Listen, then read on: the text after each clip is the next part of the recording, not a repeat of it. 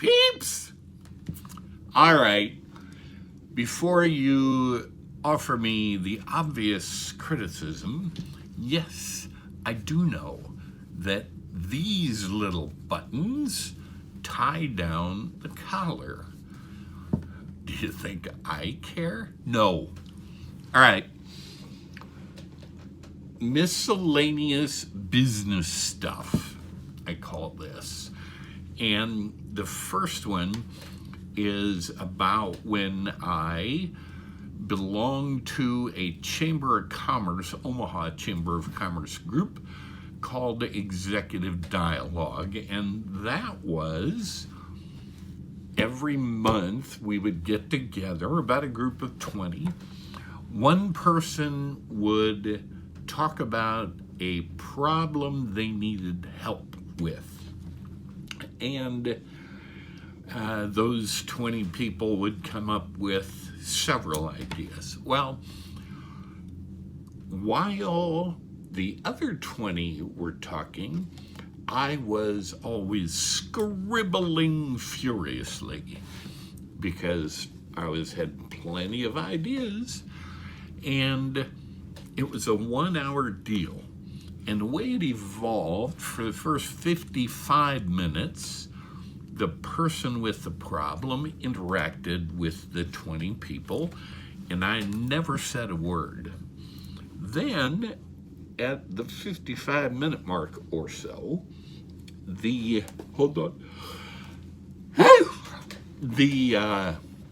facilitator for that day's program would say, "Okay, Phil, your turn."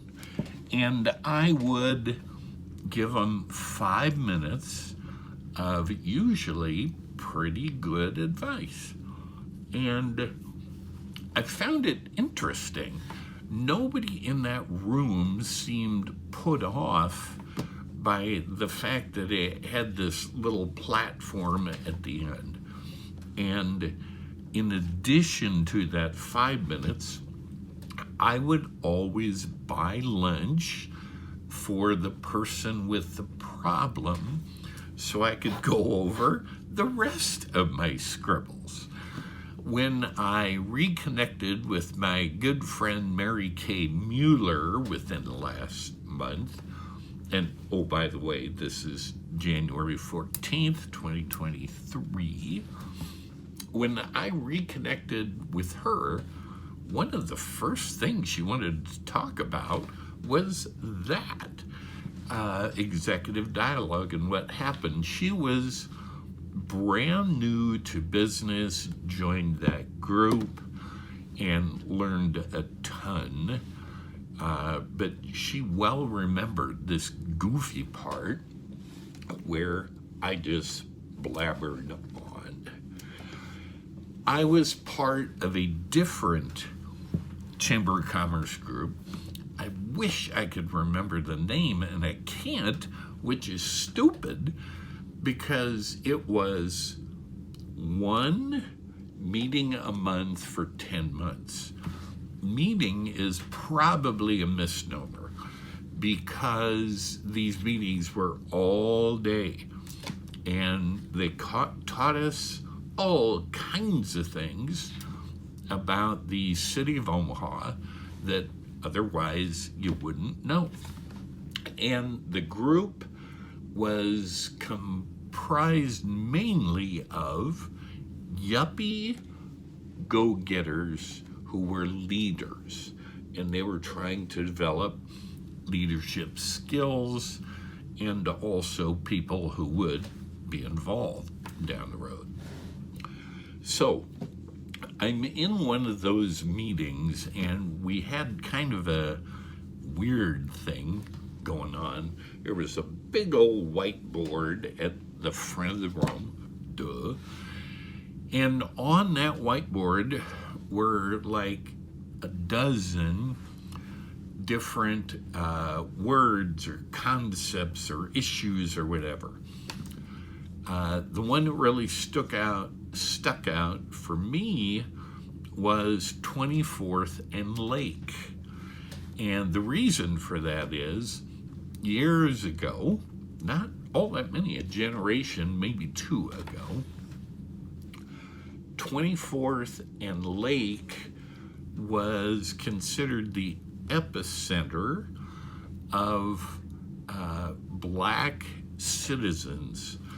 And I think in the early 60s, right before Martin Luther King got killed, there were riots in that part of town, and 24th and Lake was kind of the meeting point. So that was on the board, very interesting to me, the discussion, but also on the board was the word gal, G-A-L, gal.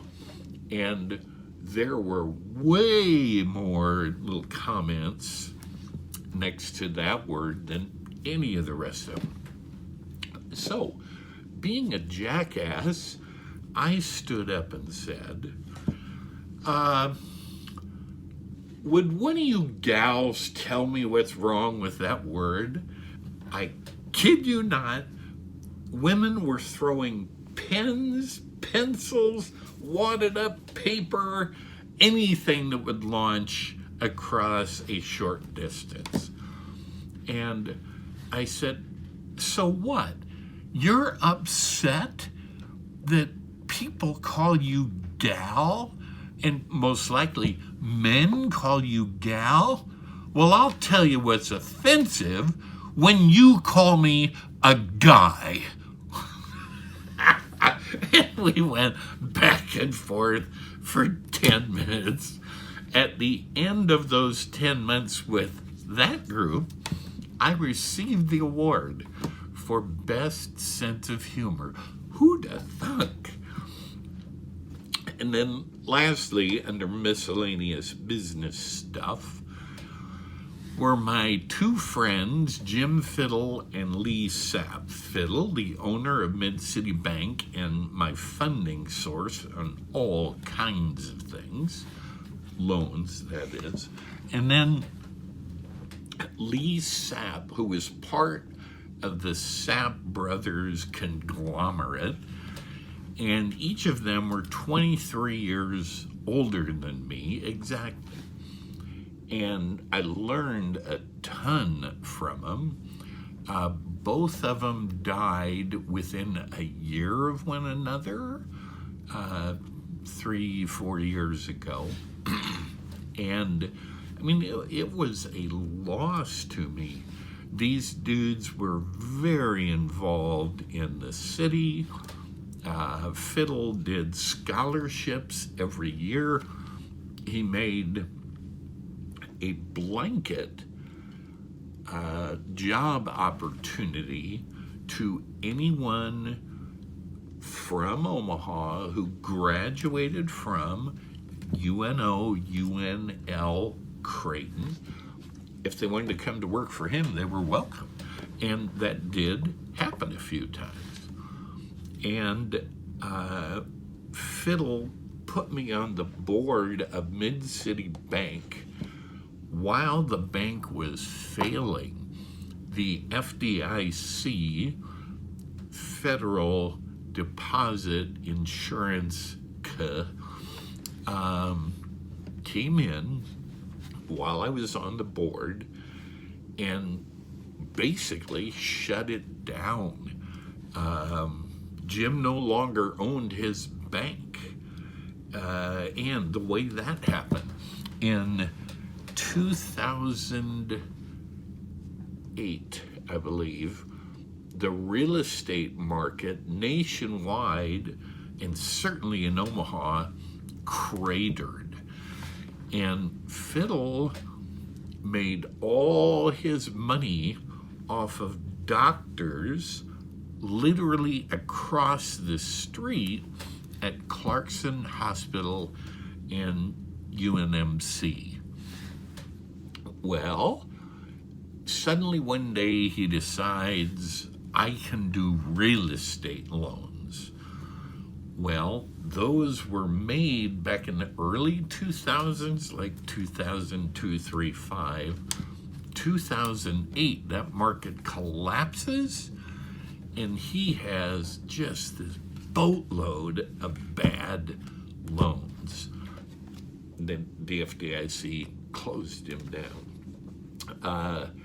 Both Fiddle and Sap were pretty good to have a friendship with. Anytime, for instance, I wanted to go to a Husker game, I just had to call one or the other of them, and I would have a seat in, between the 40 and the 40-yard lines, 2 rows back of the overhang of the section on top of us. So it could be pouring rain, and I'm sitting there eating a hot dog, completely dry. Oh, friends in high places. Okay, public speaking and writing. Public speaking. For openers, I have my world-famous karaoke act with Barbra Streisand and Neil Diamond singing a duet of You Don't Bring Me Flowers. And I'd be Barbara to start. You don't bring me flowers. You don't sing me love songs. My voice used to be better than this. And then Neil would sing, You hardly talk to me anymore when I come to the door at the end of the day. I remember when you couldn't wait to love me. It's out there on YouTube if you want to listen to it, and you don't. Under Fabulous Phil singing You Don't Bring Me Flowers, with fabulous not spelled F-A-B, etc., spelled P-H-A-B, etc. Fabulous. Okay, public speaking. Seems like I talked about this before. Yeah, I'm sure I did. Under the IRS business section, that I did 2-day seminars, 8 to 5, with service people from Offutt. I'm pretty sure I already covered that. One speaking thing I don't think that I've mentioned, when I was with the IRS, I did annual tax planning seminars, all-day deals, in 5 cities around Nebraska, and fun. There, on those seminars, the Nebraska Department of Revenue would bring somebody in to do the state tax changes and updates, and they'd bring me in to do the federal income tax stuff. Now, Nebraska Department of Revenue would bring Ruth Beer, and Ruth, interestingly enough, was the person making all the decisions on LB 270, the smaller economic development program, and LB 775 for larger companies. So I met her and I worked with her for several years, and when I came up with the thought that the entire world had missed the implementation of those 2 programs, I went to Ruth and asked her, am I missing something, or is nobody using this? And she said, nobody's using it. Now Ruth was 55 and within very short time of retiring. And she said, Phil, I've thought about quitting here and setting up a company to do that work. And I said, Ruth, Ruth, I'll do that. You stay where you are, which she did, and I did. I taught various professional seminars, and if you think about teaching seminars, you put a whole lot of work in on the front end because you have to develop the seminar start to finish, and these were all one-day things. So the cool thing about it was, after you develop that package of words, the first one you do, the second one is effectively identical. The third one is identical to the first one, the fourth, the fifth, whatever. And my prep time was almost literally 0 after that first one. So it was a great way to make money, and very predictable money. I became known for jazzing up these boring federal income tax seminars, and I would tell jokes, etc. I don't think I used this earlier. 2 examples. I would tell a longish Texas joke, then suddenly realize I'm talking about taxes, not Texas. And the other one was, and I'm pretty sure I've already done this as well, the definition of politics. Poly meaning many, ticks meaning bloodsuckers. Over the years, not in my earliest seminaring days, I developed this opening to every speech or seminar I gave. And it went like, now, I've obviously heard my presentation, and I know you will want to give me a standing ovation when I'm done. So why don't we get that part of it out of the way so we don't run out of time and miss it?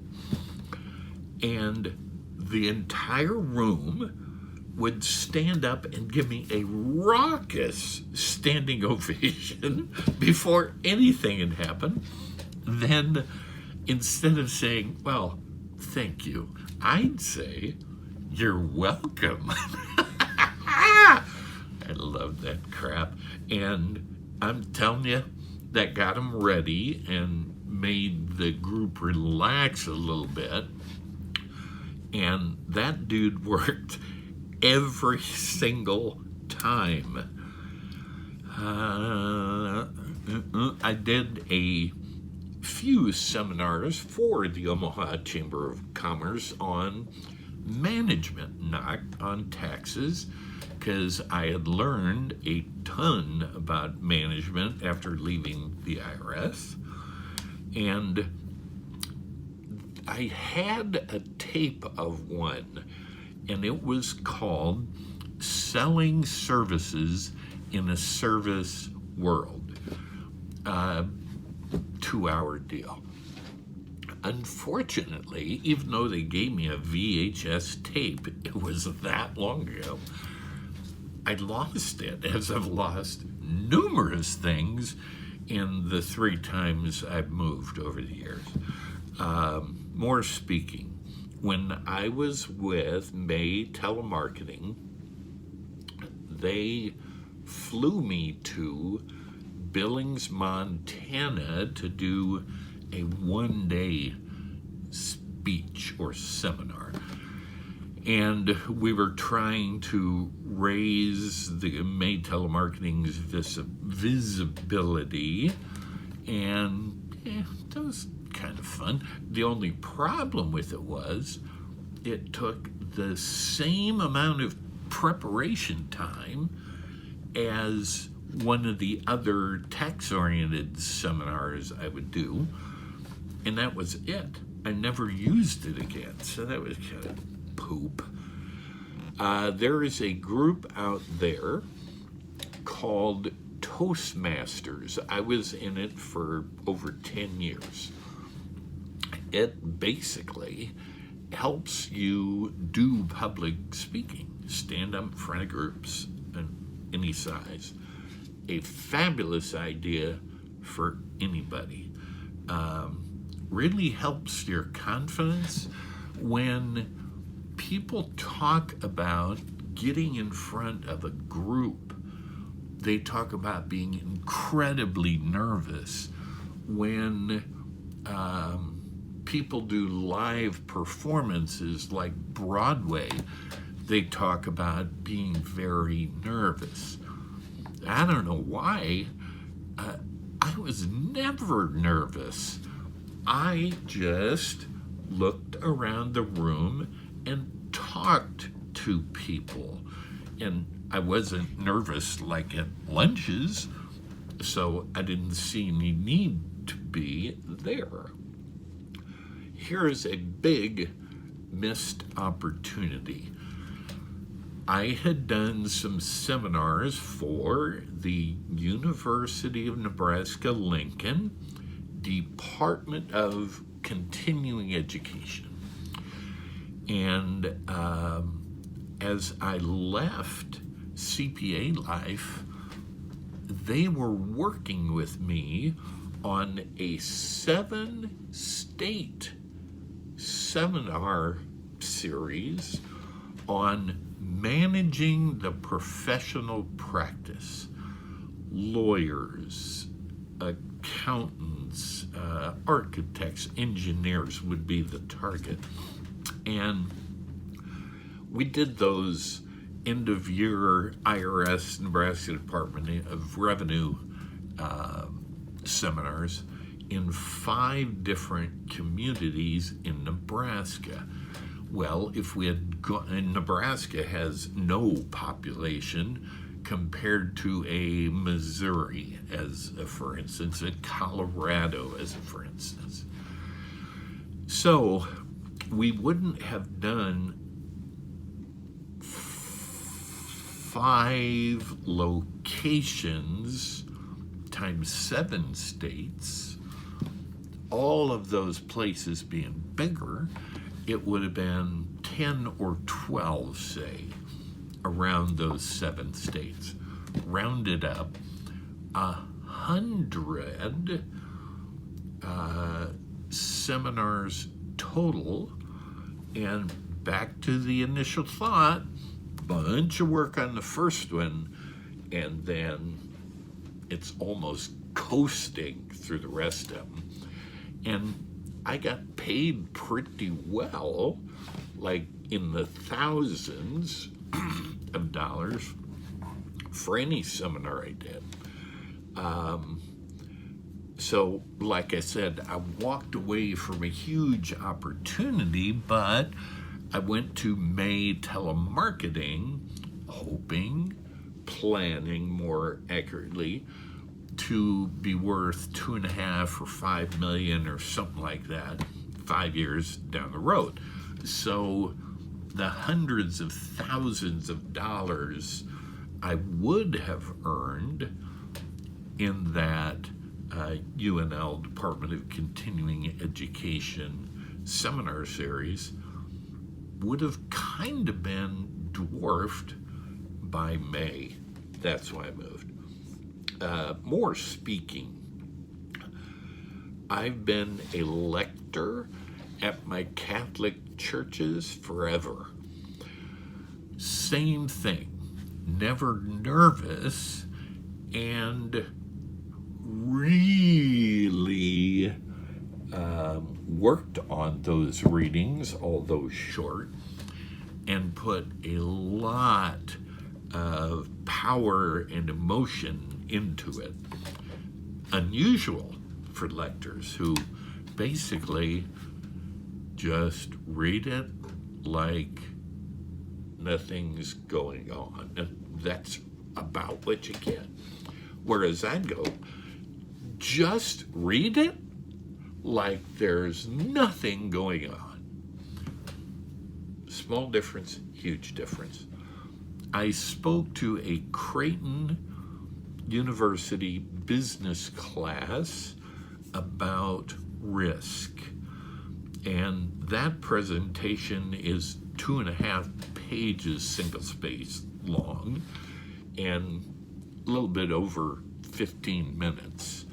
I was gonna go through that, but it's way too long for this format.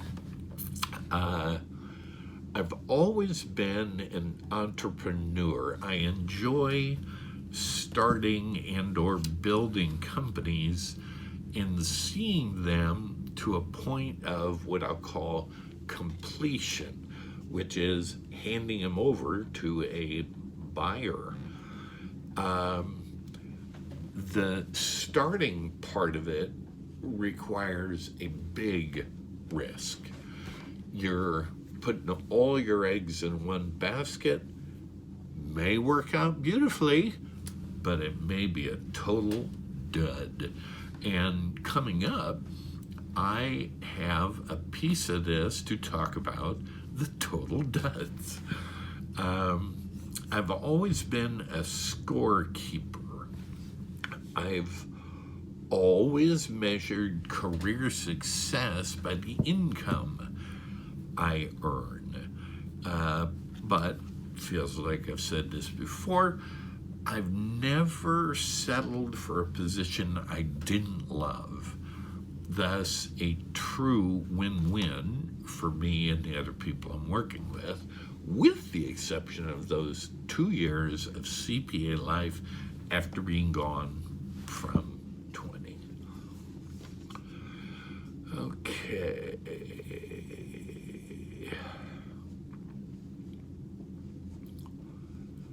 Okay. After I was done with the IRS, I moved on to being a CPA. I left the IRS, which was a cushy job in which I excelled and did really interesting work, fabulous benefits like 5 weeks of vacation, and when you get out 30 years and you retire, your pension would be about 70% of your 3 highest years' compensation, which were almost always your last 3. And so the pensions that folks earned working for the IRS were pretty amazing. But I just could not imagine 30 years of that work. So I traded that in for a pretty low risk move into being a CPA. Almost guaranteed to make a lot more money over the course of my career as a CPA than I ever could working in the IRS. And when I'm working in the IRS, making $18,000 my last year, I had financial goals in mind. I wanted to move from that $18,000 annual income that the IRS was underpaying me for. At age 25, I said I want to make $100,000 a year at age 30, which I hit at age 28, $250,000 a year at age 40, which I hit at age 36, and the ability to retire at 45, which I hit at age 47 when I sold the company and also started getting disability payments due to my bipolar disorder just taking over my life. So I had that disability income, and I had the money from selling CFO services. Okay, I'll close this off in a minute or two. I knew that I'd have to take risks along the way and learn to manage people and processes to reach those goals. But I did a dozen things that didn't work, but I was always willing to take a risk and work toward them working. All right. Signing off, I'll be back.